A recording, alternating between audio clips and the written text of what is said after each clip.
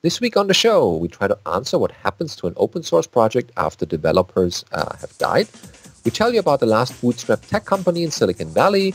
We have an update to the NetBSD Thread sanitizer and also show you how to use Cabal on OpenBSD. This week's episode on BSD Now.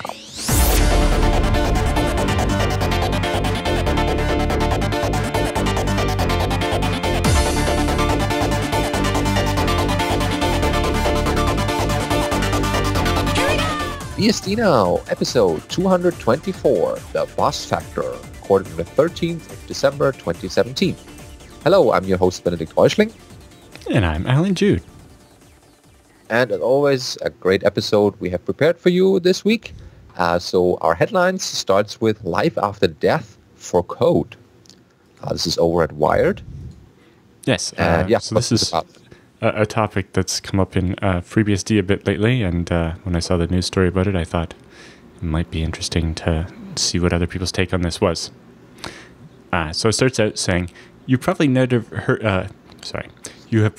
heard of Jim Weirich or his software, but you've almost certainly used apps built on his work. Jim Weirich helped create several tools for Ruby, the popular programming language used to write code for sites like Hulu, Kickstarter, Twitter, and countless others. His code was open source, meaning that anyone could use it and modify it. He was a seminal member of the Western world's Ruby community, says Justin Searles, Ruby developer and co-founder of the software company TestDouble.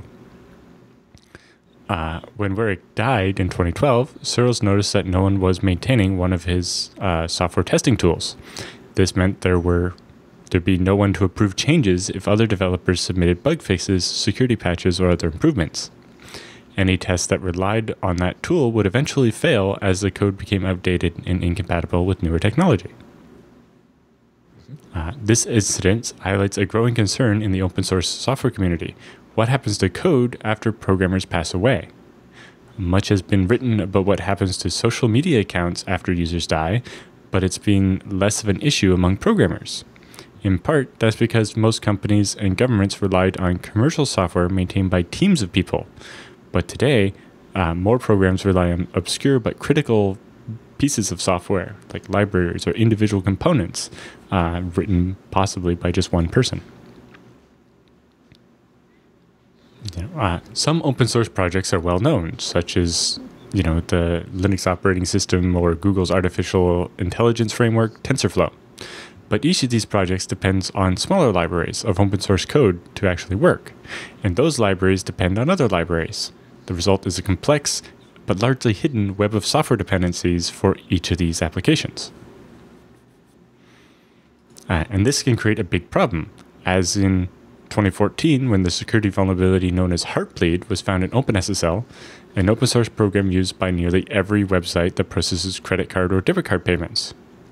The software comes bundled with most versions of operating systems, but also maintained by a small team of volunteers who didn't have the time or resources to do extensive security audits. Shortly after the Heartbleed fiasco, a security issue was discovered in another open source application called Bash that left countless web servers and other devices vulnerable to attack. There are surely more undiscovered vulnerabilities. Libraries.io, a group that analyzes connections between software projects, has identified more than 2,400 open source libraries that are used by at least 1,000 other applications but have received little attention from the open source community. So security problems are only one part of the issue. If software libraries aren't kept up to date, they may stop working with newer software. That means an application that depends on an outdated library may not work with after a user updates some other piece of software. When a developer dies or just abandons a project, everyone who depended on that software can be affected.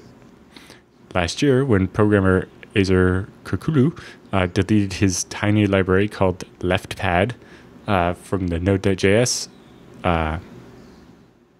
package repo, it created ripple effects that reportedly caused headaches at Facebook, Netflix, and elsewhere. Mm-hmm. All of those big projects depending on this little 10-line library maintained by one person. Yeah, and that leads to what we call the bus factor, which is, if the one person that maintains all this gets hit by a bus, then what are we going to do? Yeah. Yes, the fewer people with ownership of a piece of software, the greater the risk that it will be orphaned. Developers even have a morbid name for this, the bus factor, meaning the number of people who would have to be hit by a bus before there'd be no one left to maintain the project. So when libraries.io did their scan, they identified 3,000 open source libraries that are used by many other programs, but have only had a handful of contributors. Orphan projects are a risk of using open source software, although commercial software makers can leave users in a similar bind when they stop supporting or updating an older program or go out of business. In some cases, motivated programmers adopt orphaned open source code and maintain it. And that's what Cyril's did with Warwick's projects. His most popular project had co-managers by the time of his death, but noticed that one of them, rspec-given, hadn't been handed off and wanted to take responsibility for updating it. But he ran into a few snags along the way. So the code is hosted at GitHub, as many other code bases are. But the page on GitHub was the main place for people to report bugs or to volunteer to help improve the code. But GitHub wasn't going to just give somebody else control of that repo because, there's copyright. Because the original owner hadn't named a successor or something. And so GitHub was like, well, you can fork it and maintain your unofficial fork or whatever, but we're not going to give you this other person's account. So Cyril's had to create a new copy of the code and host it elsewhere. He also had to convince the operators of the various Ruby gems, which is kind of the Ruby version of ports, but not quite, the package management system for distributing code, to then switch to his copy as upstream and stop using the other one, so that users would have access to the improved version. GitHub kind of discussed its policies around transferring control of projects. I'm guessing because they don't want to actually have to make one. Yeah. And you don't want to have a malicious takeover from someone. Exactly. I'm sure that's the thing they're more concerned about. And yeah, there's not much fun in any of that. So that solved the problem with, say, the rspec-given package, but it opened people's eyes to the many other things that could go wrong. It's easy to see open source as a purely technical phenomenon, but once something takes off and is depended on by hundreds of other people, it becomes a social phenomenon as well. The maintainers of most package management systems have at least an ad hoc process for transferring control over a library, but that process usually depends on someone noticing that a project has been orphaned and then volunteering to adopt it. Very similar in FreeBSD ports, right? You don't have an official policy, mostly because it hasn't come up all that often. We don't have an advisor council that is used to decide these types of things on a case-by-case basis. Although I suppose in FreeBSD, the port manager group kind of handles that. But they say some package managers now monitor their libraries and flag widely used projects that haven't been updated in a long time. Neil Bowers, who helps maintain a package manager for Perl, says he sometimes seeks out volunteers to take over orphan projects. He said his group vets claims that a project has been abandoned and the people proposing to take it over. So one thing that they're suggesting is a dead man switch. So it inspired Cyril's, who had taken over the rspec-given project, who was only 30 at the time, to make a will and a succession plan for his own open source projects. There are many things developers can do to help future-proof their work. They can, for example, transfer the copyright to a foundation. We're working on setting up something like that with the FreeBSD Foundation so that FreeBSD contributors can optionally transfer the copyright of their code to the foundation, or possibly set something up as part of their will or something to only transfer control to the foundation once they pass away, rather than, when they decide to do it. They're working on that, But many open source projects essentially start as hobbies, so programmers may not think about transferring ownership until it's too late, or they don't get a chance to think about it. Yeah, it's all over then. So Searle suggests that maybe GitHub and package managers such as Gem could add something like a dead man switch to their platform, which would allow programmers to automatically transfer ownership to a project or an account to someone else if the creator doesn't log in or make changes after some period of time. So you would set a successor when you create your GitHub account, and that person would inherit your account if you didn't use it, or whatever. But a transition plan means more than just giving people access to the code. Michael Drothbaum, who took over a popular mathematics library called Matplotlib after its creator, John Hunter, passed away in 2012, points out that successors also need to understand the code. Sometimes there are parts of the code that only one person understands. That knowledge is in only one person's head. Yeah, there's the example that more documentation, right? Yeah, well, there's the example that Brian Cantrell always does with the man page author. Yes. For the rendering. Yeah, I think it was Trough or something. One of the tools was ported from some other architecture to a modern one. And so it was just like a bunch of assembly bits and so on, and no one understands how. No one could rewrite it right now. And so we continue running this old code because it works, but nobody understands how. But yes, that means getting people involved in a project earlier, ideally as soon as used by people other than the original developer. That has another advantage, as Zola points out. It distributes the work of maintaining a project and helps prevent developer burnout. Yep. But yeah, we have all these projects where there's just one person working on it, and if you're using a library in your application, you might consider trying to at least be somewhat involved in the upstream efforts of the tools you depend on, so that you have a stake and some say maybe in deciding how it's going to evolve over time, but also to make sure it just doesn't go away. But at the same time, if you look at the dependency trees of some of these things, some applications depend on like 100 different libraries, and if the downstream project is small, it's hard to be involved in 100 upstream projects at the same time as well.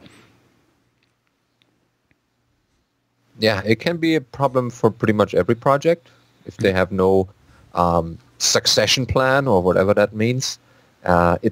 It's something people need to give a thought about so that they know what happened in the case there is some accident or some other dramatic event that might put the project in jeopardy, among other things. I mean, death is always a bad thing happening, but there should also be some kind of continuity plan for the code that this person has been written. Yeah, and as FreeBSD is getting to be an older and older project, and some of the original developers are getting to that point, it kind of behooves us to start thinking about what we can do to manage the copyrights of those people,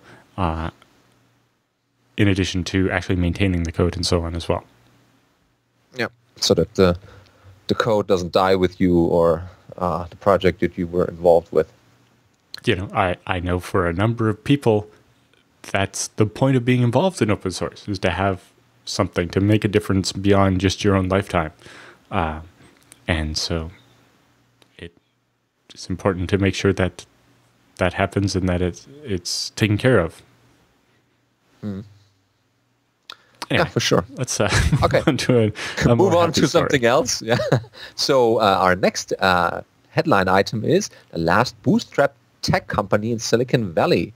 So this is an interview over at Forbes.com with Michael Law, if I pronounced that correctly. So he's the co-founder and CEO of IX Systems, of course. He's pretty much involved in all working branches of IX Systems, from accounting to operations to sales. And we have the story here about how they started IX Systems and how it was, or how it became as successful as it is today.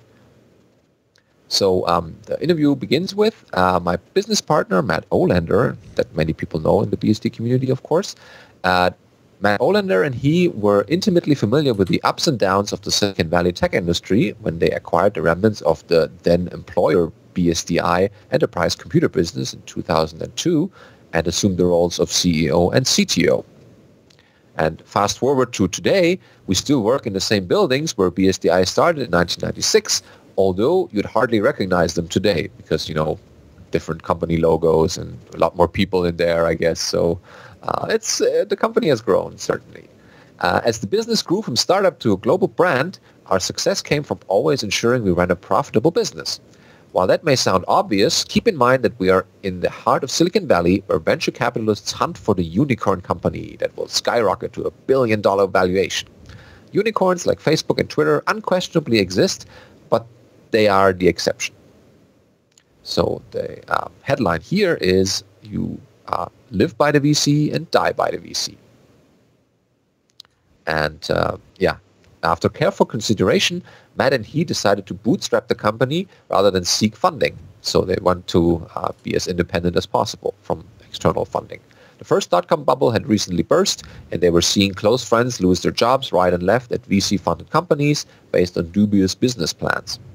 While they did not have that much cash on hand, they did have a customer base already and treasured those customers as their greatest asset.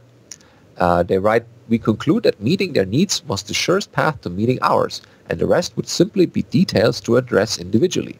This strategy ended up working so well that we have many of the same customers to this day." After deciding to bootstrap, we made a decision on a matter that was left egg to the face. Oh, that's an expression? Oh, cool. I didn't know about that. Okay, that has left egg on the face of many of our competitors. We seated sales next to support under one roof at our manufacturing facility in Silicon Valley. Dell's decision to outsource some of the support overseas in the early 2000s was the greatest gift it could have given us. Some of our sales and support staff have worked with the same clients for over a decade. We concluded that no amount of funding could buy that mutual loyalty. And while accepting venture capital on an acquisition may make you rich, it doesn't guarantee that your customers, employees, or even business will be taken care of after that. So IX Systems' motto is, treat your customers like friends and employees like family. And we have an incredibly low employee turnover to show for it. Yeah, that's what you always hear from IX Systems people when you talk to them at the trade shows and conferences. They pretty much are the IX Systems family. There's a big tight knitted group there that is very intertwined and has a good working relationship as colleagues. So thanks to these principles, IX Systems has remained employee-owned, debt-free, and profitable from the day we took it over, all without VC funding, which is why we call ourselves the last bootstrap tech company in Silicon Valley. As a result of that, they now provide enterprise servers to thousands of customers, including top Fortune 500 companies, research and educational institutions, and also all branches of the military and numerous government entities. So, over time, however, they realized that they were selling more and more third-party data storage systems with every order. They saw that this is a new opportunity and had partnered with several storage vendors to meet their customers' needs, but every time they did, they opened a can of worms with regard to supporting our customers to their standards. Given a choice of risking being dragged down by our partners or outmaneuvered by competitors with their own storage portfolios, they made a conscious decision to develop a line of storage products that would not only complement the enterprise servers, but tightly integrate with them. Yep. And so that is where FreeNAS came in. To accelerate this effort, IX Systems adopted the FreeNAS open source software-defined storage product in 2009 and hasn't looked back since. The move enabled them to focus on storage, fully leveraging experience with enterprise hardware and open source heritage in equal measures. We saw many storage startups appear every quarter, struggling to establish their niche in the sea of competitors. We wondered how they'd instantly master hardware to avoid the partnering mistakes that we had made years ago, given that storage hardware and software are truly inseparable at the enterprise level. We entered the storage market with the required hardware expertise, capacity, and more importantly, revenue, allowing us to develop our own storage line at our own pace. And that's what really made the difference, I think. Mm. Yeah, certainly. This is what their kind of an open secret is of IX Systems, but they pretty much they have their own formula figured out how to make this work, and well, the success is showing. It's just amazing how they survived over these years, because you remember many of the companies that are started from like an entrepreneur and don't want to get some funding outside, they don't get that initially, and most companies don't even stay until 10 years because they were even either bought off or they go out of business earlier, and this is something that's right. Well, really a success story. Like in this particular case, the IX kind of glossed over the early bit of their history, which is kind of informs the decision of why they decided to go with the bootstrap thing. They had already been bitten by the VC type thing, right? Yeah, they had the negative experience already. When it was BSDI, they did the whole like reverse leverage stock market thing and so on. And that's how the company ended up getting chopped up into little pieces and sold off. And then there was the only useful bit left, the actual selling hardware, which is something that people are always going to need. And so the employees banded together and bought that out and turned that into IX Systems. And they say, by not having the external pressure from venture capitalists or shareholders that your competitors have, you then become free to set your own priorities and charge fair prices for your products. Our customers consistently tell us how refreshing our sales and marketing approach is. We consider honesty, transparency, and responsible marketing the only viable strategy when you're bootstrapped. Your reputation with your customers and your vendors should mean everything to you, and you can honestly say that the loyalty that they've developed is priceless. How can your startup venture down a similar path? There's a couple of rules and a bit of advice for playing the long game. On page 2 is that? Yeah. Consider your experience with each different fad. The IT industry is a fire hose of fads and buzzwords, and can be difficult to distinguish the genuine trends from the flops. Analyze every new buzzword in terms of your own products, services, and experiences, and monitor your customer trends even more carefully. Some buzzwords will formalize things that you've already been doing for years. In that case, that one is probably going to catch on. Whereas when it's something that doesn't really make any sense for you, probably not worth chasing that one down. Next one, value personal relationships. Companies come and go, but you will maintain many clients and colleagues for decades, regardless of the hat you're currently wearing or that they're wearing. Encourage relationships building at every level of your company, because you may encounter someone again in a different position. And then trust your instincts and your colleagues. No contractual terms or credit rating system can beat the instincts you will develop over time for judging the ability of individuals and companies to actually deliver. What it says on paper is a lot different than what reality is going to be. You know your business, your employees, and your customers best. Looking back, I don't think we'd change a thing. We needed to be in Silicon Valley for the prime customers, vendors, and talent, and it's a point of pride that our customers recognize how different we are from the norm. Free of a venture capital runway and driven by those principles, we look forward to the next 20 years in this highly competitive industry. Mm-hmm. Yeah, and we certainly are happy that IX Systems is not only supporting the BSD community, but also other companies and communities, and is also doing their in-house development. I mean, the FreeNASes, the TrueSs, all the other things they do in-house and are willing to share also. This is something that not many companies are doing. So, good luck IX Systems, and on to many other future endeavors and the next 20 years. Which brings us actually to our sponsor for this week. Guess who that is? Well, Okay, Yes. it's IX Systems. Yeah, you guessed it. So as you just heard, they are the storage, servers, and solution vendors driven by open source.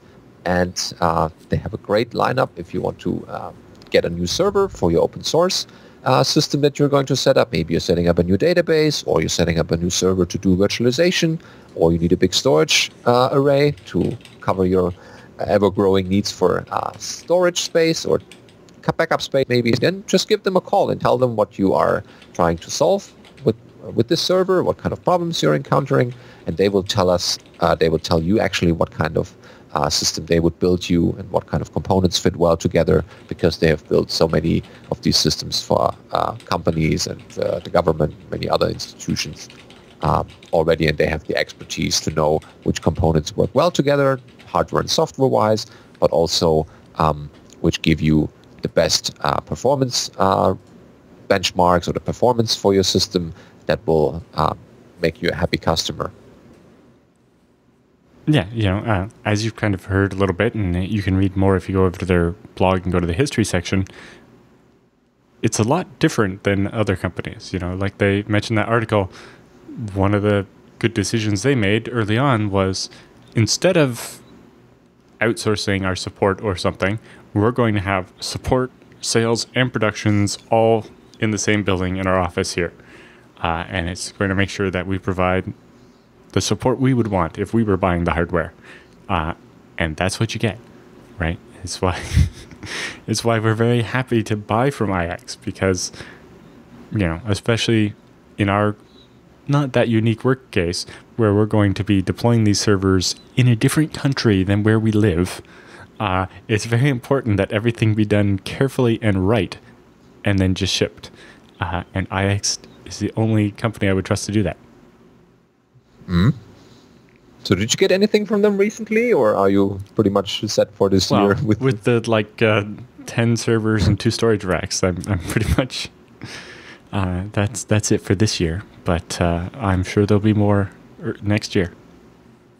Yeah, and it doesn't have to be the big storage rack. You can also have a FreeNAS Mini or the FreeNAS Mini XL for your home needs or office need, in case you need a bit of a backup solution here. This is a tiny little machine that can do a lot of backups, actually. Up to 2 8 storage drives for maximum capacity can hold. Yeah, the router I run here is a little short depth 1U low-end system that I bought. I've been super happy with that for years now.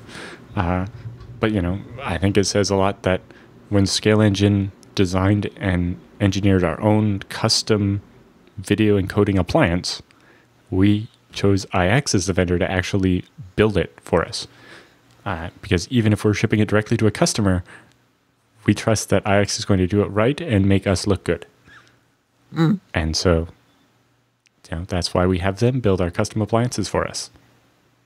Because they have the best stuff, they're fast, they test the machines before they ship, and they have the white glove support. That means that through the sales process, through the billing and delivery process, and in the post-delivery support, it's always going to be done well. Yeah, because you had a good experience with them in the past, and why not continue this with your new acquisition? So yes, I don't want to take a risk on somebody else, because IX is doing so good, and no one else is going to be able to match that.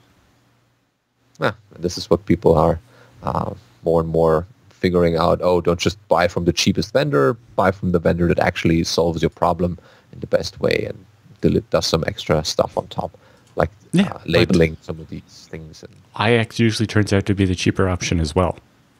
Oh, even better. Bonus. All right. Very nice. Cool. So we have another headline story this week about creating an AS for fun and profit. Mm-hmm. So yes, this one is... I found this one quite interesting. Blog post. So, especially if you're into like internet engineering and so on. Yep. So AS stands for Autonomous System. Yeah. So it's... at its core, the internet is an interconnected fabric of a number of separate networks. Each network, which makes up the internet, is operated independently and only interconnects with other networks at clearly defined places. And each of those groups is called an autonomous system. For smaller networks like your home, the interaction between your network and the rest of the internet is usually pretty simple. You buy an internet service plan from an ISP. They give you some kind of handoff through DSL line or cable modem or fiber or whatever, and you get access to the entire internet. Your router, which might just be your Wi-Fi access point or Ethernet switch, but it could be something bigger, a pfSense or a dedicated machine, then only needs to know about two things: your computers and devices on the other side, the entire internet. So when a packet gets to the router, it either goes to some machine on your network or to your ISP to eventually go onto the internet. For most people, that's the extent of what's needed to be understood about how the internet works. Pick the best ISP, buy a connection from them, attach computers needed to the router, and it's all fine. And that's fine, as long as you're happy with only having one internet connection from one vendor who will then choose some arbitrary IP addresses for the extent of your service agreement. But that starts not being enough when you don't want to be beholden to a single ISP or a single connection, once you're maybe doing something more serious than just your home internet connection. It also isn't good if you are an internet service provider and you are literally a part of the internet. You can't assume the entire internet is that way when half the internet is actually in the other direction. This is when you are really having to start thinking about the internet and treating the internet as a very large mesh of independent connected organizations instead of just that abstract cloud icon on your network map. Almost no one needs to consider the internet at that level. The long flight of steps from DSL for your apartment up to needing to be an integral part of the internet means that pretty much regardless of what level of internet service you need for your project, you can probably pay someone else to provide it and don't need to sit down and learn about BGP and how all that works. But let's ignore that for a little bit and learn how it works anyway. And talk about how to become your own ISP. Oh, yeah. To become your own ISP with customers who pay you to access the internet, or be your web hosting provider with customers who pay you for access to the internet, or your own transit provider who has customers who pay you to move their customers' packets to other people's customers, you need a few things.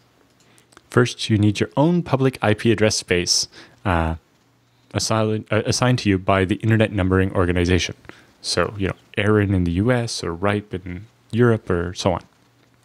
You'll also need your own autonomous system number to identify your network as separate from everyone else's network.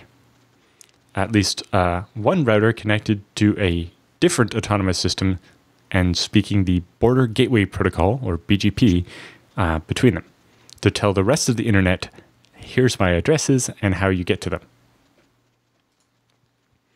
So recently, these two in the picture here, set up their own autonomous system, and they don't really have a fantastic justification for it, but they did it. Just for the fun of it? Yeah, so they say their motivation was twofold. One of my friends and I sat down and figured out how splitting the cost of a rack at Hurricane Electric's data center marginalized lower our monthly hosting expenses versus all the services we were paying for scattered around the internet with different providers. And they said that this first reason is on its own is a perfectly valid justification for paying for colocation space in a data center, but it's actually a valid reason for running it as an autonomous system. Because Hurricane Electric will gladly let you use your own address space for your servers hosted in their building, this is usually part of the deal that you have to pay for space in a data center, right? Power, cooling, internet connection, and your own IP addresses. Another one of their friends challenged them to set it up as an autonomous system. And so they say, so admittedly, their justification for going through the additional trouble to set up this rack as an autonomous system instead of just, treating it as an Hurricane Electric as their ISP, is maybe a little more tenuous. I had readily admit that more than anything, this was a hold my beer sort of engineering moment, and not something that is all that needed to achieve what we actually wanted, to park their servers in. But it's a good learning experience, and I'm glad that they shared it with us. Yeah, it's a long blog post about the whole experience. So they figured we'll do it and see how it goes. So they managed to make an entertaining blog post out of it. Yeah. So here's how you set up a multi-homed autonomous system on a shoestring budget. Step 1, they've founded a company. You're going to need a legal entity in order to enter into these various contracts. It already happened to have one of these from another project, so the minimum you want to do is go to your local city hall or whatever and get a business license. My business license for me, the effort came to coming up with a name and about $33 a year for the license, and I'd never even gotten around to doing anything fancy like incorporating it. And they talk a bit about that. Number 2, you'll need some public address space. This step is unfortunately probably the most difficult. You'll need to get yourself a block of public IP addresses big enough to advertise over BGP, which is generally agreed upon you need /24 or 256 IP addresses. So they did that. This is the big problem is that there aren't any IPv4 addresses left. There are only 4 billion of them in the first place, and we've simply run out of them. So the normal procedure of going to your local authority, like Aaron, isn't that productive. If you need an IPv6 address, then you can easily have that in North America, but IPv4 addresses are generally still really needed. There's other solutions like buying space on the secondhand market, but that's getting expensive too. So probably the least helpful part of this whole blog post. So what he did was borrow some addresses from a friend. Okay. Not something you'd likely be able to replicate, but if that works. Anyway, so step 3 was find yourself multiple other autonomous systems to peer with. So the name of the game here is that the internet is made by interconnecting these different autonomous systems. And the idea with having multiple connections is that if one of those goes down, there's still another way around to get from any point A to any point B. If you're only peering with one other autonomous system, you probably don't even need to run BGP. Right? You just have a default route, and or use a private autonomous system number if you are going to use BGP. But that's not good enough here. I don't want to be some kind of lousy, non-public autonomous system. This project was a personal challenge from a friend and a network engineering equivalent of driving a pickup with a forklift. So you need a public ASN. We're going to later need to apply to Aaron to get one allocated, and we'll be able to provide at least 2 other autonomous systems that you're going to peer with to justify getting an ASN number, or ASN, because the N means number.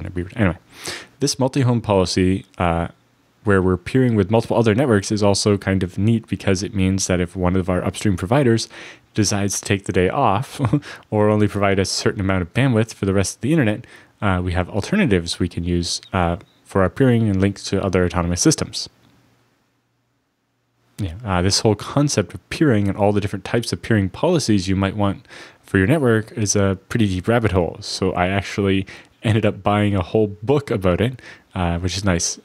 He also points to the 2014 Internet Peering Playbook. He also has a website and talks a bit about it. There's a lot of stuff involved getting that working or setting it up. So they say, long story short, I'm getting a paid transit peering link from Hurricane Electric, I'm in their building, so that makes sense, and managed to find a few friends who are also in the same building and had a spare Ethernet port on their router and were willing to set up free peering between the two. Free peering links tend to be pretty common when both networks are about the same size or level of network provider customer hierarchy and so on. So tier 1 transit providers tend to peer for free to make the internet happen, and lower tier small networks tend to peer for free with other small networks to bypass going through the more expensive connections. And then step 4 was apply for the autonomous system number. So they did that. Step 5 was source a router capable of handling the entire internet routing table. You actually do need a little bit of RAM for that. Yeah, to hold it. Remember how your home router only had 2 routes? It's like the local network and everything else? Yeah. Well, with BGP, you kind of store everything. Yeah, you're part of the internet, so... Yeah, processing a full BGP internet routing table is a little more involved than that. It means you'll need something a little more powerful than what you can buy at Office Depot. You'll also probably build the router yourself out of a server running the routing operating system like pfSense or your favorite Linux distro or whatever. You meant to say but BSD. That wasn't part of the project here, so they picked up a used Cisco router to use. Huh. Okay, as a start. And it's apparently 12 U's tall, which was probably why somebody wanted to get rid of it. That's an awful lot of space for not that much router. And they talk a bit about that. And then they have a nice graph here showing how as it picks up the different routes. Oh, yeah. That's how it learns the actual... Granted, 1 million routes isn't actually that much. The public IPv4 table is about 675,000 routes, and the IPv6 table is about 45,000.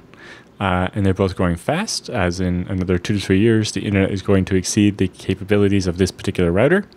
When that happens, I'm going to need to either replace it with something more advanced than this ancient beast, or start using some tricks to trim down the full table once we get there.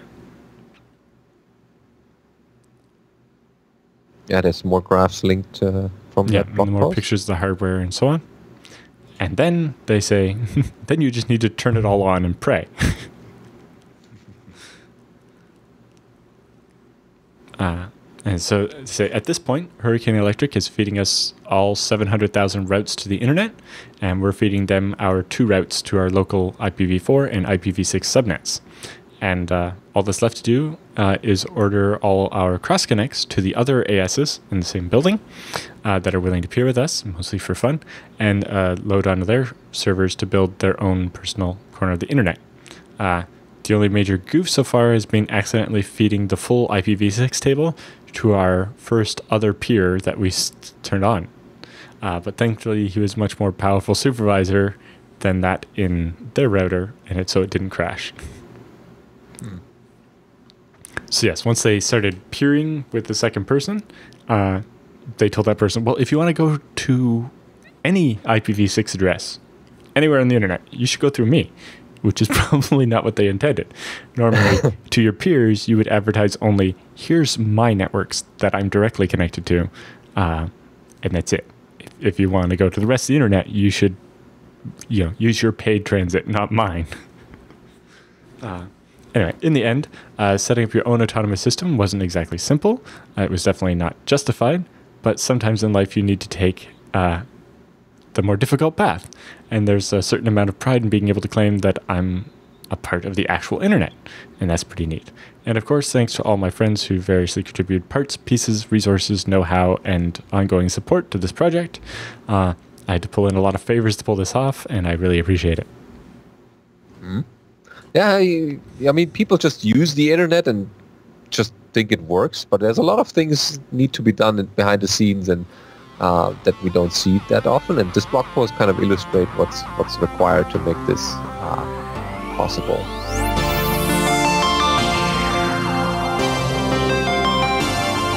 All right, for our news roundup this week, we have a story over at the NetBSD blog about 1-year checkpoint and thread sanitizer update.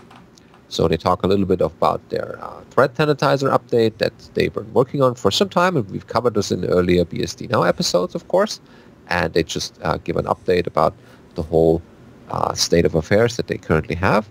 So their update pretty much contains that the past year has been started with bug fixes and development of regression tests for ptrace and related kernel features, as well as the continuation of bringing LLDB support and LLVM sanitizers to NetBSD. So the plan for the next year, they're looking ahead already, is to finish the implementation of TSAN and MSAN support. This is part of a sanitizer there, followed by a long run of bug fixes for LLDB, ptrace, and other related kernel subsystems.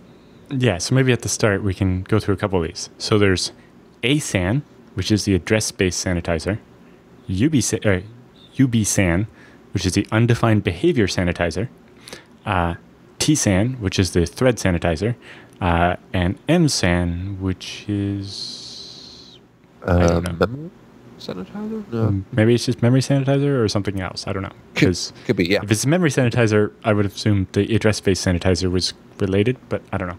Anyway, there are tools that I think at runtime analyze the application and figure out when it does something bad, and helps make the program better. Mm-hmm. So, starting off with TSAN. Yeah. So in the past month, they developed the thread sanitizer far enough to have a subset of its test pass on NetBSD. They started with addressing breakages related to the memory layout of processes, and the reason for this breakage was actually narrowed down to the current implementation of their ASLR, which was too aggressive and which didn't allow enough space to be mapped for shadow memory. And the fix is that they either force the disabling of ASLR per process or globally on the system. So they switch it off completely, pretty much. The same will certainly happen for MSAN executables, so there's a similar issue. And after some corrections, they got TSAN to work for the next time since October the 14th. And this was a big achievement, so they have a little snapshot available, and there's also some GDB output here in our show notes. For MSAN... so for TSAN, if you just look at the output quick, you can see that they detected a race condition between these two threads. And, yeah. That's what TSAN is for finding that kind of problem. Yeah, and then you get a little summary at the end. Mm-hmm. Okay, so MSAN actually, they prepared a scratch support for MSAN on NetBSD to help in researching how far it goes. It also cloned and adapted the existing FreeBSD bits, so there's some code sharing between the BSDs. However, the code still needs more work and isn't functional yet. The number of past tests, actually 5 only, is negligible and most likely does not work at all. The conclusion after this research is that TSAN shall be finished first, as it touches similar code. And in the future, there's likely another round of iterative system structs and types, and adding the missing ones for NetBSD, so that in part that there is more executing the real MSAN code. Other sanitizers include the GCC team actually has merged the LLVM sanitizer code, so there's also code sharing going on there. This has resulted in almost complete support for ASAN and UBSAN on NetBSD and can be found on GCC 8 snapshots that they pulled in package source. Though do note that there is an issue with getting backtraces from libsan.so, which can be worked around by backtracing the ASAN events in the debugger, and UBSAN also passes all GCC regression tests and appears to be working fine. And yeah, they managed to upstream a large portion of the generic TSAN plus MSAN code to compiler-RT and reduce local patches to only the ones that they are in progress. So there's also, when the projects that are using these LLVM tools find something out, they also upstream those changes so that they also appear in their projects and don't have to be maintained locally. And plans for the next milestone is actually that the general goals are to finish the TSAN and MSAN and switches and back then completely to the LLDB debugging. And they plan to verify the impact of the TSAN bootstrap initialization on the observed crashes and research the remaining failures. And of course, this work has been sponsored by the NetBSD Foundation, and if you want to see this going further and actually finished at some point, then make a donation to the NetBSD folks, and the foundation will put it to good use in this project. Yeah, there's a how to donate link at the bottom of the story. Yep, and people see right away where this is being used and what benefits not just NetBSD gets, but also LLVM and other projects that use the debugger or the sanitizer. Yeah, especially things like the UBSAN, the undefined behavior sanitizer. That can help detect places where your program works, but kind of by accident, right? Like it works, but it only works because it's depending on some behavior that just happens to be working. It's not actually specified in the standard that should work that way. And so it means some completely unrelated change or even just some change in the compiler could make it suddenly stop working, even though you didn't change any of the code. And that really doesn't make, you don't want that, right? Mm. Yeah, certainly. Okay. On to our next story, the scourge of System D. Oh, people are cheering already. I can hear them. Mm-hmm. So this article is originally couched in the terms of promoting Debian or something, which is this Systemd version of Debian. But I think a lot of the same logic could be applied to switching people to a BSD instead of just a Systemd version of Linux. Yeah, non-Systemd Linux, whatever. It's actually kind of interesting. They start off the story by saying creating something like this that's just Debian but has this one difference is actually worse than just creating infinite extra work and so on. But by the end, they're like, but thank you for doing it. So they have a pretty interesting analogy in here. They say, let's say every car manufacturer recently discovered a new technology called DoorD, which lets you open car doors much faster than before. It now only takes 0.05 seconds instead of 1.2 seconds on average. So every time you open a door, you are much, much faster. Or start the engine faster, or things like that. The interesting one there is, do you actually want to open the door that fast? How do you risk hitting somebody by surprise and it's like the door just flies open? But anyway. Many of the manufacturers decided to implement DoorD because the company providing DoorD made it clear that it is beneficial for everyone. And additionally, in addition to opening the doors faster, it also standardizes things. How to turn on your car? It's now the same everywhere. It's not necessary to look for the keyhole anymore. It's always in the same place. Unfortunately, though, sometimes DoorD does not stop the engine when you get out of the car. Or if it's cold outside, it stops the ignition process because it's taking too long. DoorD also changes the way your navigation system works because that is totally related to opening the door, right? But leads to some users being unable to navigate, which is accepted as just collateral damage.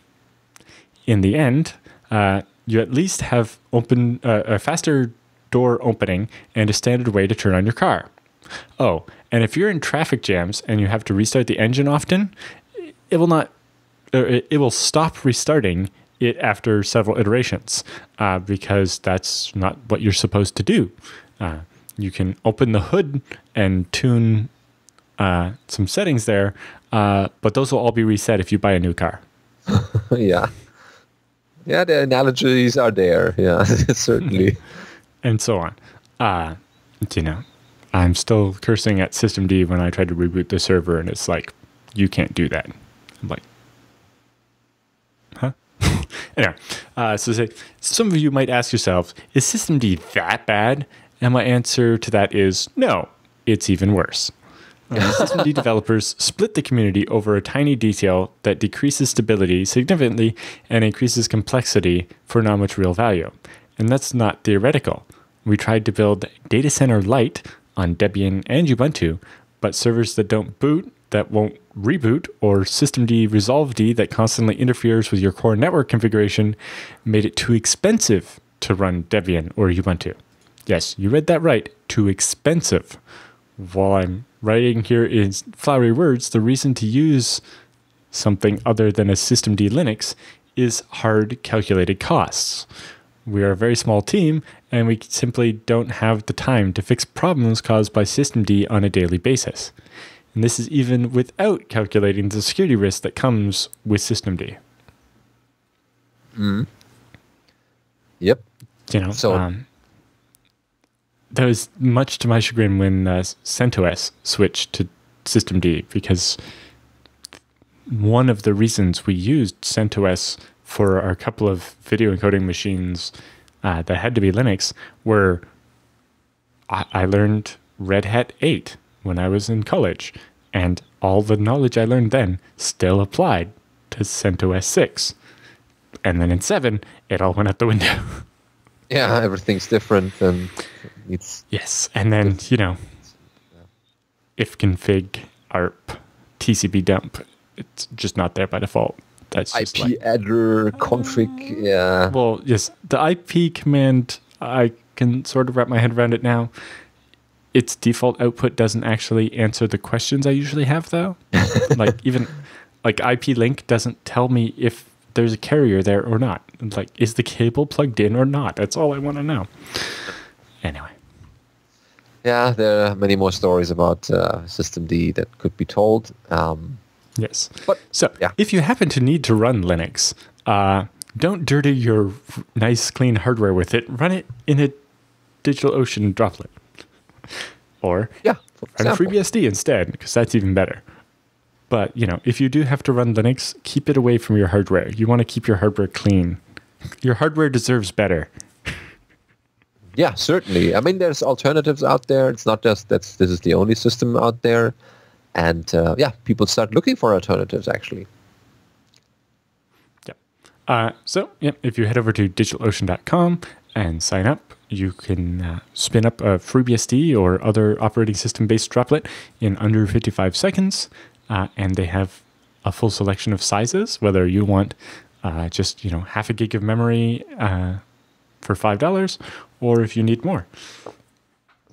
In addition to the standard ones, they have the new $15 instance size, which gives you 3 gigabytes of memory for only $15, which is quite an improvement. Even the $20 size from before only includes 2 gigs. But they also have the new high memory and high CPU instance types for that. And they have the separate block storage, so you can use that to add whatever amount of storage you need and separate it from the instance. The nice thing there is it means you can move that storage to a different instance later, whereas the storage that's built into a droplet, you can't really move that. It's part of the droplet. Yeah. And it's quick and easy to set up. You just click a few buttons, define where this droplet should run and what kind of size it should have, as Alan told you. And then it's spinning up already, and you can run your favorite application or your favorite operating system in the cloud, and you're ready to go. Yep. They also have the cloud firewall. They have load balancers, so if you have multiple droplets, you can spread your load between them. Team accounts, which is a big thing. I wish more of the providers I have to deal with have team accounts, because we're a team of 4 people, and some of the people shouldn't have access to the invoicing bits and so on. And yeah, it's a thing. Monitoring in general is good on them. They have dashboards. Yep. They've recently improved the private networking feature. So when you have networks between multiple of your VMs, you can have all that traffic is free and now runs on its own VXLAN. It's very nice.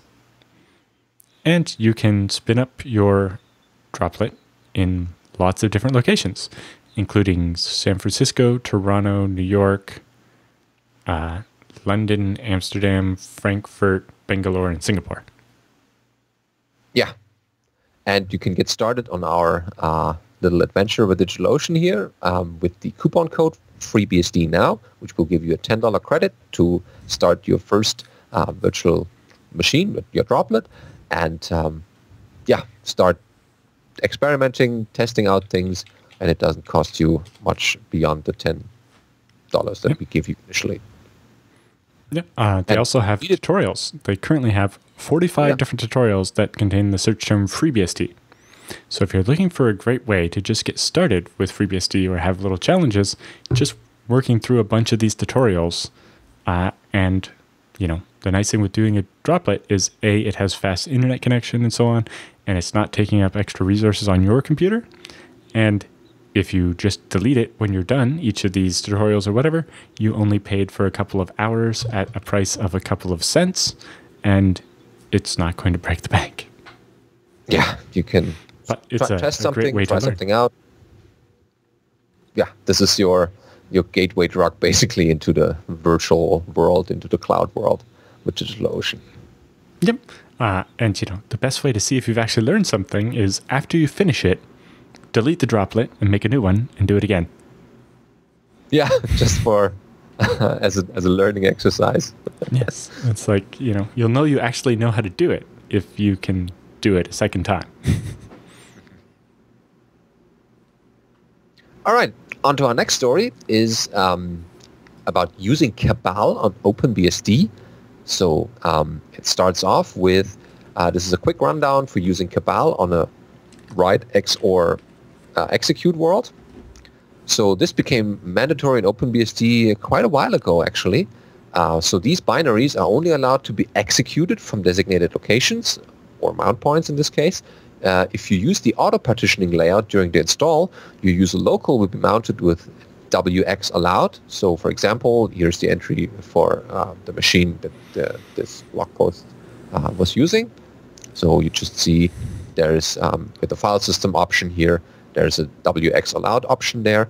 This is a great feature, they write, but if you build applications outside of WX allowed partition, you're going to run into some issues, especially in the case of Cabal and Python as well.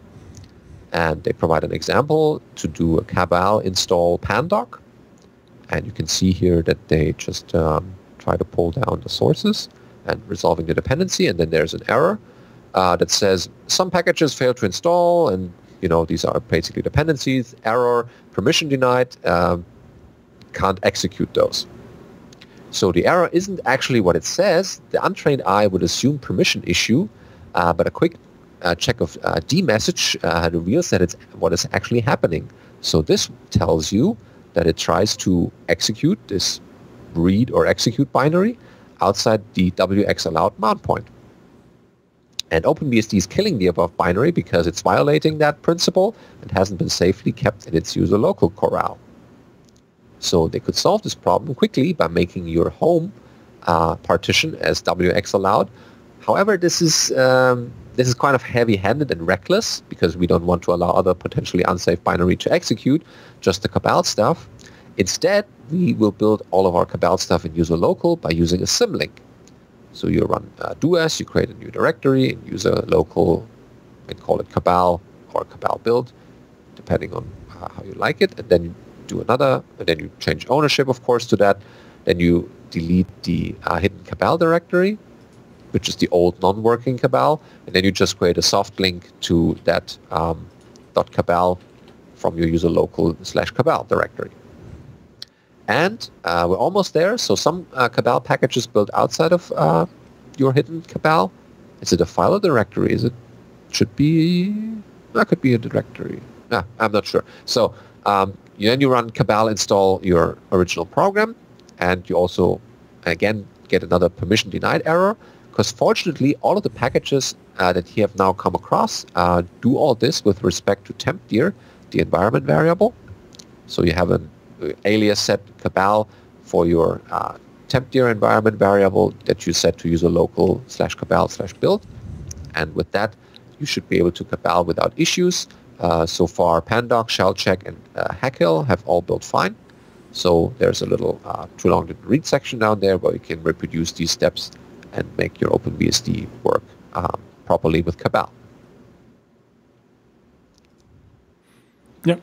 There's also notice in the commit message here that there's a sysctl in OpenBSD. You can set kern.wx abort, which will cause, if there's a wxrx violation, instead of just returning e not supported and logging a message, it will actually crash the program in such a way that you can look at the core dump in GDB and actually see where the problem is in the code, make it easier to find and fix those.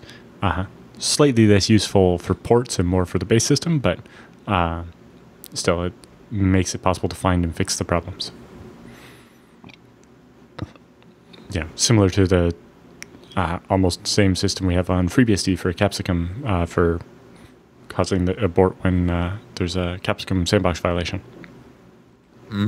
So that isn't allowed. But interesting to get those applications working in that environment on OpenBSD. Yep. So our last story for the week is FreeBSD and APRS. What happens when none of this is well documented?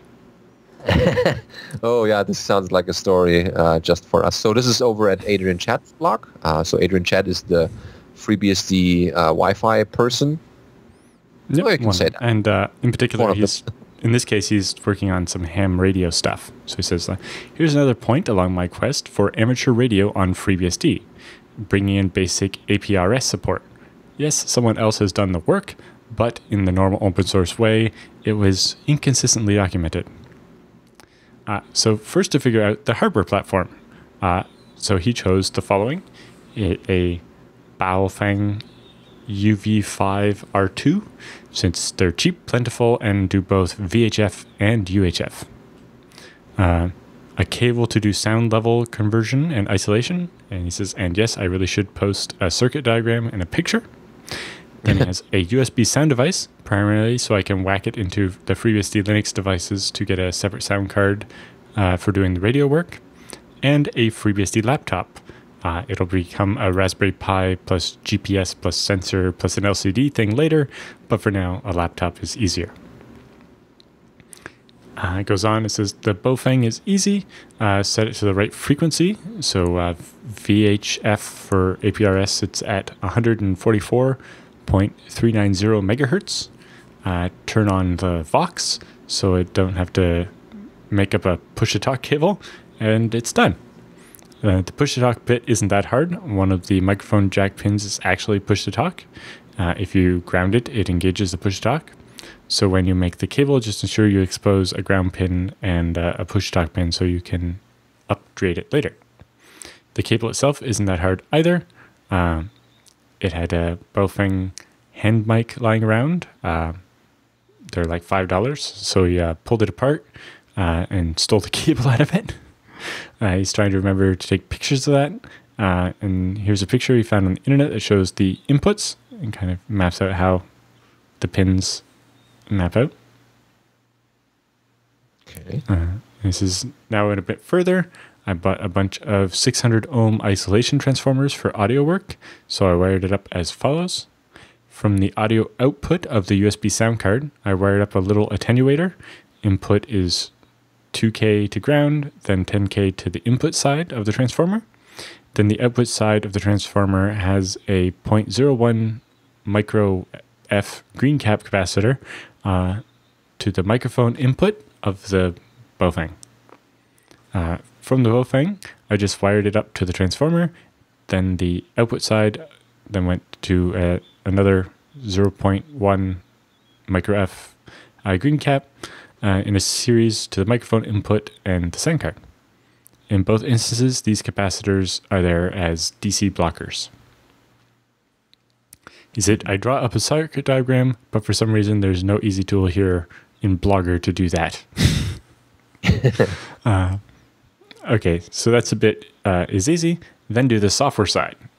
The normal way people do this is called Direwolf on Linux. So package install Direwolf, installed it, and it was pretty easy. Configuring it was a bit less easy. But he found a guide, which he links to here. FreeBSD has an example direwolf config in user local share doc direwolf examples direwolf.conf. Now direwolf will run as a normal user. There's no rcd script for it yet, but by default runs out of the current directory. So switch to some directory, copy the config file there, and run it. And he says, editing it isn't that hard. You need to change your call sign and your audio device. So here's the main undocumented bit in FreeBSD. The sound device can just be /dev/dsp. It isn't an ALSA name. Don't waste time trying to use ALSA names. Instead, just find the device you want and reference it. For me, the USB device showed up as dev DSP3, which is very non-specific as USB sound devices come and go. But that's for a later problem. But it's enough to get it working.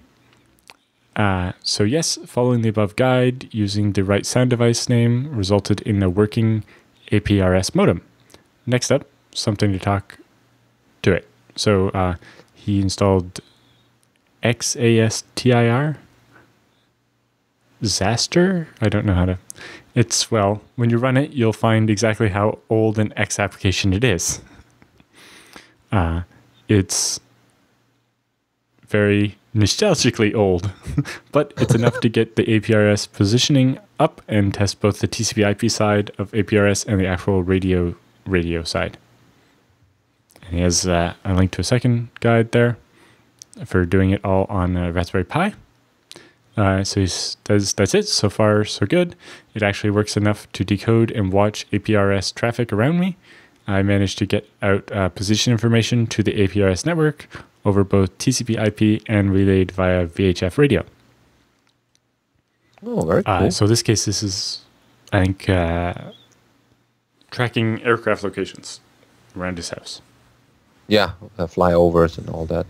Mm-hmm. So interesting, but basically adapting that tutorial for doing it on Linux on a Raspberry Pi to doing it on a FreeBSD laptop. Yeah, the tools are there, and just need a little bit of hardware setup to get started.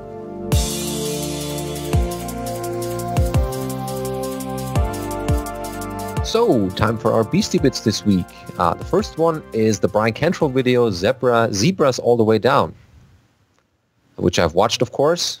Yes. I watched all the videos from Brian Cantrell. That's a good one. So, the title comes from this old medical analogy. When you hear hoofbeats, you don't think zebra, right? Because, the basic analogy is when people first get out of medical school and they see a patient with a couple of symptoms, they immediately jump to like the craziest, scariest thing that it could possibly be. It must be this. Yeah. Yes. I mean, you must have this rare exotic disease. And usually that's not the case. However, in some of the problems we have left in technology, we've, eliminated all of the common problems over the years. So now all that's left are zebras. The exotic ones. Yes, and they talk about interesting problems they had with like bugs in firmware that you don't even remember is even in the data path as you're working. And then, one of the examples, I guess, was I think it was the Fishworks one when your system's going away and then suddenly the disk is really slow and then it's back to normal. And it's really slow and then it's back to normal. It's like, what's happening? It's like, there was a mistake in the code in the firmware, and the head was actually speeding up when we told it to slow down. The hard drive realizes that it's not doing the right thing and that this is going to cause the head to smack into something. So it powers the drive off and back on. And that takes about 200 milliseconds. And so you're trying to do this read, normally takes 4 milliseconds, and suddenly it took 200 milliseconds. And no reads happened at all for 200 milliseconds. It's very strange. What could it be? It's like, it's the firmware in the hard drive, which is software that I forgot was even there. Yeah, and it's messing up my performance. Mm-hmm. And so he talks in this talk about a couple of interesting issues they've run into that were all zebras, not things you would think could be a problem. So very interesting. Worth checking out. Mm-hmm. So our next story requires me to change headgear one more time. So here we go. I'll just put on my foundation hat here. That's not the same one as last time. I have a couple of those. So yes. Different colors, different sizes. The next story is your impact on FreeBSD. So this is from our foundation executive director, Deb Goodkin. Basically wrapping up the year or showing us the appreciation that we have for the FreeBSD community. She writes, I want to thank everyone who helped us kick off our year-end fundraising campaign by donating during the Giving Tuesday.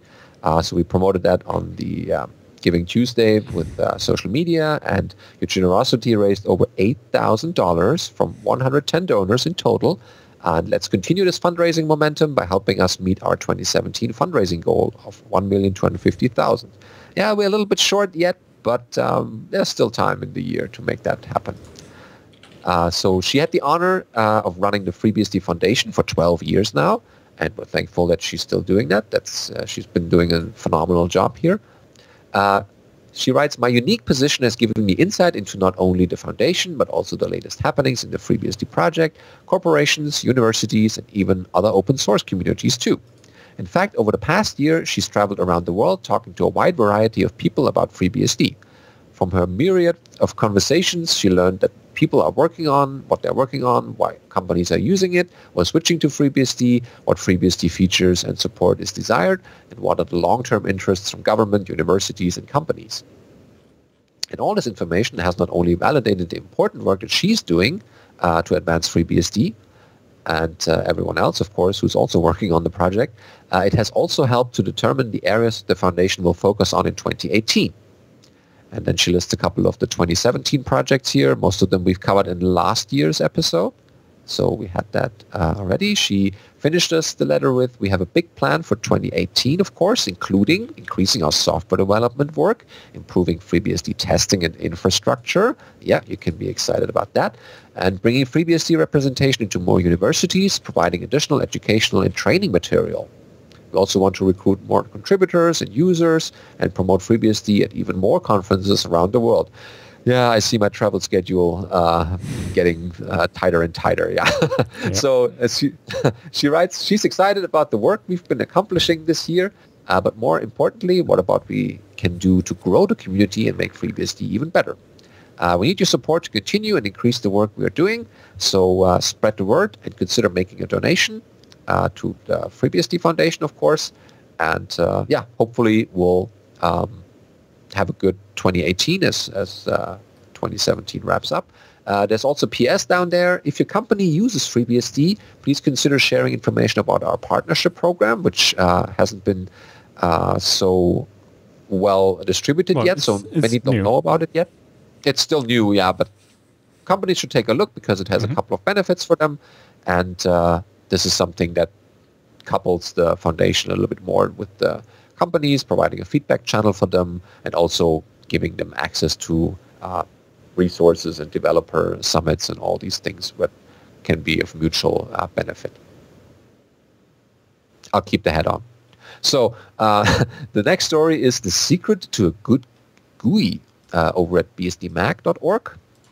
So this is their latest issue, or is this a separate blog post? Oh, it seems like a separate Yeah, this post. is an individual story.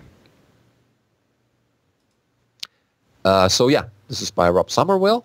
The personal computer user interface has come a long way since the day of toggle switches and LEDs. Despite all the technological advances, users frequently still struggling with operating system software. Despite displays that support millions of colors and innovative software controls. What is the secret, actually, of a good GUI? That's a good question. And he has a couple of paragraphs here describing what is important for us, a good GUI, and what it makes different from a CLI, the classical text user interface. Yeah, worth a read. So I'm not reading the full thing, just getting people interested in the story, and yeah, it's worth reading of getting the full idea of the article. Okay, our next story, Containerd hits version 1.0.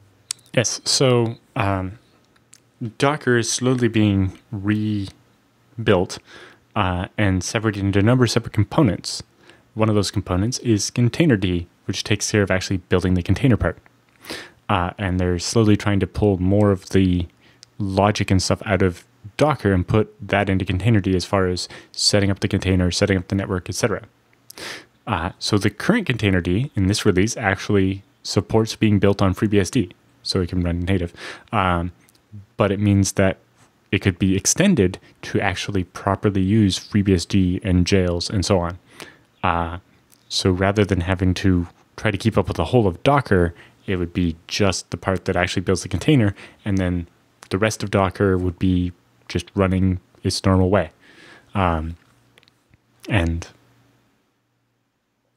this, I think, is a good step forward to eventually having real containers managed, whether it be by Kubernetes or Mesos or Docker or whatever, on FreeBSD in a way that people can just decide, oh, I'm going to run this on FreeBSD instead of Linux, rather than having to actually know that they're doing FreeBSD and manually building jails or whatever.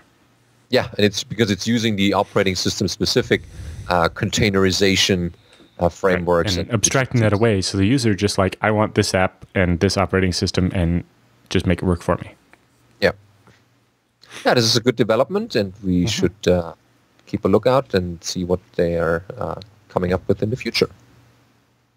Our next story is a little YouTube video, well, actually not so little. So it's about FreeBSD 11.1 custom kernels made easy configuring and installing a custom kernel. This is something many people are still doing and want to know about, and it's quite easy if you know how to get it done. And this video is basically showing you the steps to make that work. Yeah, and last but not least, we have a picture here about debugging. So this isn't... Yes, so this is just a funny story. Okay. So then the first person asks, what did you do? And there's like, well, I just replaced a failed light bulb. Chill out, no big deal. Why? To which the response is, the chimney has fallen off the house and the fridge has turned into some wasps. And it must have been caused by the light bulb because we haven't changed anything else. 4 hours of debugging later, aha, okay.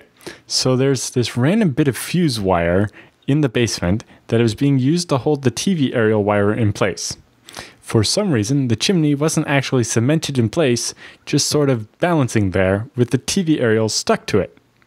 And so when you put in the new light bulb, it altered the resistivity of that circuit, melting the fuse wire, which caused the TV aerial cable to go slack and topple the chimney onto the front garden. Got it. So where did the wasps come from? It's like, not sure, but they seem to have gone now. Probably just a glitch. I'll let you know if they come back. And this is basically every day in software development. Yeah, this is like, why is this happening, and why is this happening now? And I didn't expect. How did changing that light bulb make the chimney fall down? Yeah, I think many people can relate to these kinds of problems. Yep. And have experienced them themselves. Because if they experience problems, they send us questions, of course. But before we go into our feedback and questions section, we should cover our last sponsor for this week that sponsors this section every time, Tarsnap, which is your backup solution. Have you done a backup yet? You should do this before the holidays start. And where you should do this? Of course, in the cloud where it's secure. But you should only upload the encrypted parts of your backups section, whether these documents or pictures, whatever they might be. Use Tarsnap to do this, but you only store the encrypted parts in the cloud, and Tarsnap makes sure that you handle all these keys properly, so you're the only person holding the keys to the fort, to the decryption, and no one else in the cloud can take your files and decrypt them. So they're safely stored. Yeah. Tarsnap takes care of finding the unique blocks and deduplicating all your data, compressing it, and then encrypting it. So with its very good deduplication algorithm and its compression, it means that you're storing the least amount of data possible. And since you pay per gigabyte, every bit of savings is yours. Yeah, it means for the one day where you need your files back. Exactly. And it's a pay-as-you-go service, so you just put some money in and back up stuff until it runs out, and then you put more money in. So it means you never get a surprise bill. You can start with as little as $5. It can't possibly hurt you to spend $5 and back things up. Yeah. And once that is over or that is out, then you just put in a little bit more money to extend your storage space, and then because some people just store a small amount of things like backup keys or important documents, but this is not these huge gigabyte-wise files that like video files or something. But you could also use that. But most people just have a bunch of files that they want to certainly have a way to get them back in case there's a disaster. Yeah, and it's the right. For me, it's about 600 megabytes of business documents that compress relatively well, and like 2 gigs of source code that compresses really, really well. And so I've been using Tarsnap since 2014, and I haven't managed to use up the $20 I put in. At the current rate, the $20 I put into Tarsnap will last until I retire. Oh yeah, that'll be the day. Eventually, I'll back up more, and it'll use it up. But sure, but it's not going to run away with your money. Yeah, you're set up for the future. So head over to tarsnap.com/BSD Now, sign up, check it out. It only costs $5. If you're not doing your backups, you should feel bad and start doing it. Give your future self a Christmas present. Back up your data because you're going to want that back. And don't be like a certain friend of mine who lost their Tarsnap key because you can't restore your backups if you lose the key. And they had to go through quite an arduous recovery effort in order to get their key back off the failed hard drive. So yes, you want to use the physical key printing feature in Tarsnap and like laminate it and put it in a safety deposit box or something, because you're going to need to be able to get that back. Just in case. Mm-hmm. All right. Time for our feedback and questions section. The first question this week is from Boston about backup tapes. Oh, see, we're going right into the backup train again. So he writes, "Hi everyone, I've just finished listening to show 214 where Alan said, if my inbox is not full when we record next week, I'm going to be very upset." And then the murders began. So this article came to his attention, which describes the sales of tapes are growing since 2000 till 2016. And we have a link to that article on the Wall Street Journal. Mm-hmm. Because it looks that tapes are not dead and are not dying, it made him consider implementing tapes in his long-term offsite backup scheme. So he has a few questions about this.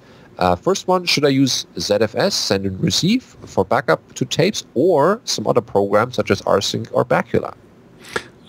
So I know that Dan Lingill does his by Bacula and then sync that to tape.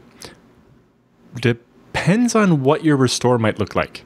If you want to be able to restore like one individual file or one individual directory, something like Bacula that actually has the files indexed will be more useful. If the only time you're going to need to do a restore, you want to do a full restore, then the ZFS send receive will be perfectly fine. Because you'll be able to just receive the full replication stream, apply incrementals on top of it, and have back the whole file system. Yep. So that's up to you. Depends on the use case. Yeah, if you want to be able to extract individual files or directories, you can't do that from a ZFS receive. You have to receive the whole thing. Because the receive stream is just blocks in the file system. It doesn't even know what files they belong to until you actually stitch it back into a file system. So there's advantages to both. I think if you head over to dan.lengill.com blog, yeah, Dan's blog, dan.lengill.org, he has quite a bit of description of his setup of ZFS replication and then doing Bacula backups from the snapshots and then syncing that out to tape. Okay, his next question is, long-term backup needs consistency and correct data to begin with. Yes, it does. If I use only ZFS to do backup, will Scrub do its job?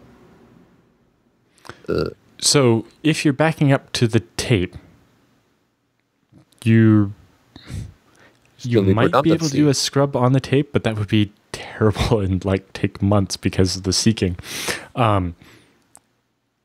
So with newer ZFS, there's a checksum per chunk, and so it would tell you, it would detect when you try to restore the data that it wasn't there, but a ZFS send receive doesn't have the redundancy, right? Like when you do a send, it's reading it from your RAID Z whatever array, but it's turning it into individual single copies of the files.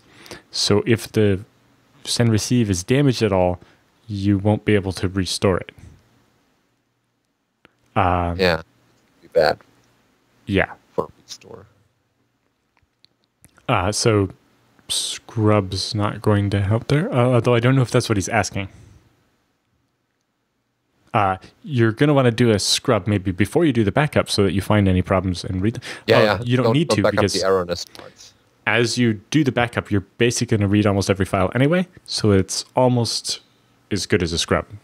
Right? A scrub is mostly just making sure you read every block, whereas doing a full backup will read almost all of the blocks, but it won't read, say, both sides of the mirror and so on. But Okay. His next question is, if the snapshots expire between two long-term backups to tape, will ZFS know what to backup, or will it have to create a special snapshot just for backup? You can back up from the normal snapshots. You can mount a snapshot as a file system somewhere and just back it up. And last question, will he get any other advantages should he choose only ZFS to backup to tapes? Compression? The only real advantage, yes. It can be faster if you use ZFS sends that use compression and optionally the encryption when that lands. It means it will already be compressed. So when you send it, it's compressed already on the network, and then it writes out to the tape. Basically, if the file was compressed by ZFS on the disk, you don't have to do any extra work. It's already compressed, and it'll go compressed straight through all the way to the tape. Whereas something like Bacula, you're going to read the file, which might decompress it on ZFS, then compress it with something worse like gzip, and then send it and store it on the tape that way. But it's good that he's thinking about these things before implementing his backup scheme. So, because some people are just implemented some kind of backup and then don't think about the long-term implications of... Your best bet is you want to do your backups based on a snapshot, because it means all the files are consistent and they're not going to change during the course of taking the backup, which is important to get a good backup.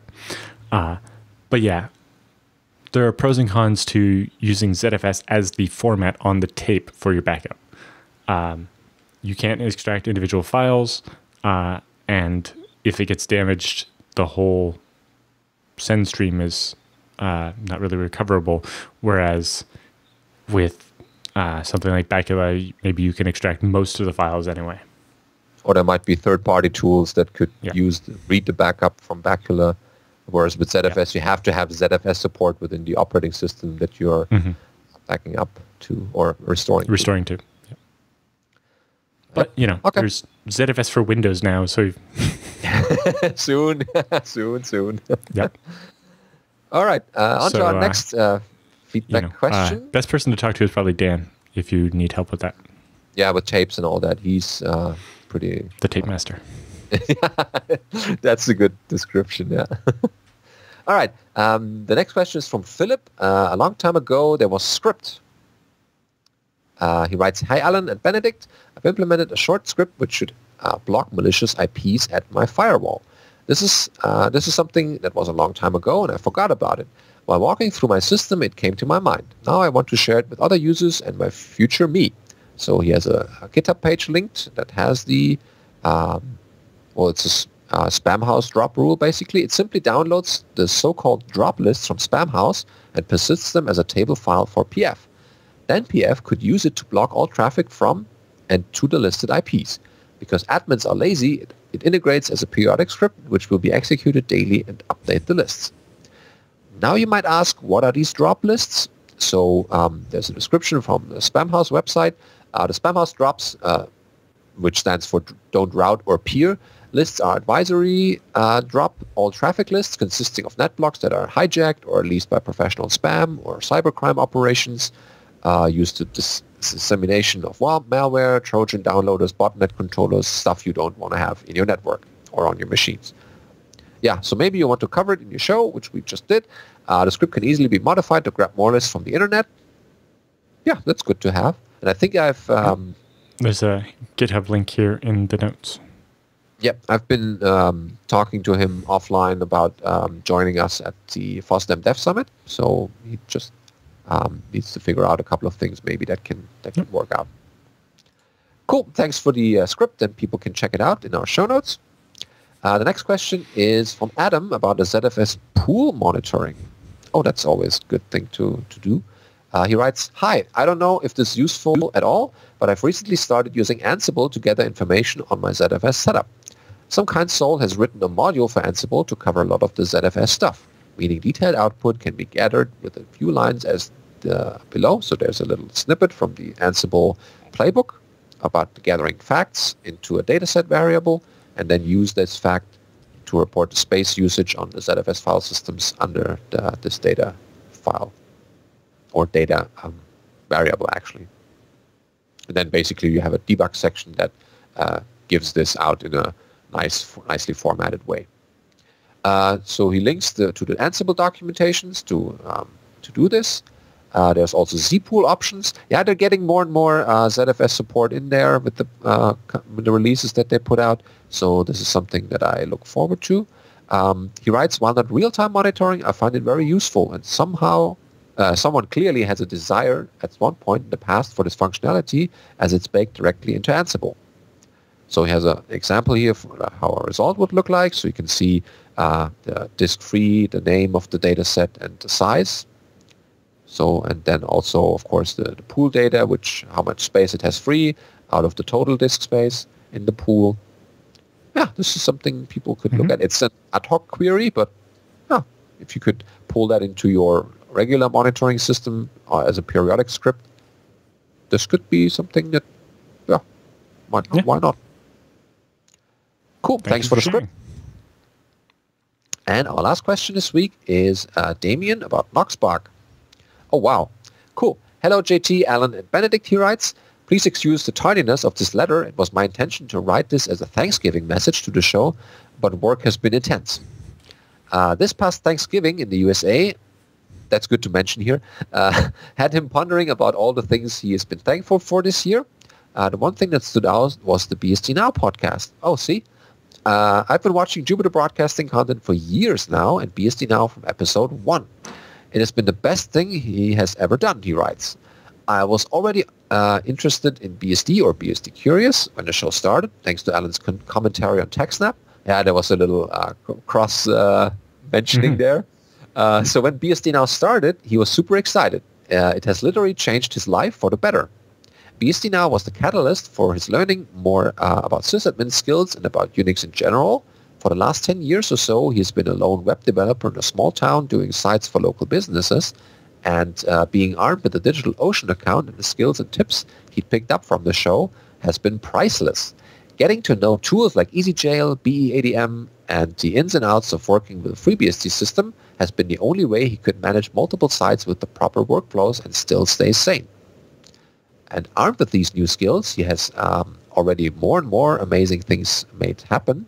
So former show host Chris Moore mentioned that they'd love to have a local BSD user group. And when I found out that they were only an hour away, I naturally volunteered to help organize that. And thus Knoxbach was born. So we have you to thank for that. Cool. Knoxbach has been a great experience, and we've been extremely fortunate to have access to prominent BSD community members as guest speakers. I've been doing Knoxbach since spring 2016, and it's still going strong. To get an idea of what it's been like, you can check out their website, and also they have a meetup link here. Finally, I was approached by Chris this past June to do some contract work for IX Systems. Oh, great, which he naturally accepted. The job went really well, and he got to work alongside Ken Moore and JT. See? Nice. Since then, he's been hired by IX Systems full-time. Oh, even better. I'm now working out as on the new FreeNAS web UI full-time, and Chris Moore is his boss. Oh, wow. Isn't that a nice development? So as you can see, watching BSD Now has been one of the best things I've ever done for himself. I'm truly grateful beyond measure for the work that you guys do and for the BSD community in general. It's been a fantastic operating system, and the community is welcoming, kind, and extremely knowledgeable. Wow, this is certainly a great story. Very nice. And it's to be continued. I mean, this is not just the end. It's the cool stuff. It's just the beginning. Yeah. Yeah, certainly. Yes, so thank you to Damian Sideropoulos. Yeah. Make sure to go to a BSD conference, maybe BSD Can next year. Say hi. We'll be there. Yes. I'd love to see you in person. Wow, this is a great way to end this episode. So watching BSD Now has not only impacted you, but other people in a positive way. And Yeah, cool. If you have other similar stories like this or questions, comments about the show, ideas or stories you want to show or share, then send it to us at feedback@bsdnow.tv and we'll cover it in a future episode. Yeah, we could tell the story of how we saved JT from a life of being a Linux developer. Yeah, we should have an interview with him just for this story. Yeah. Anyway, thanks everybody for watching, and we're glad you invited us to entertain you again for another week. And we look forward to getting your questions, comments, show ideas, topics, and volunteers for interviews sent to feedback@bsdnow.tv. And we'll see you next week.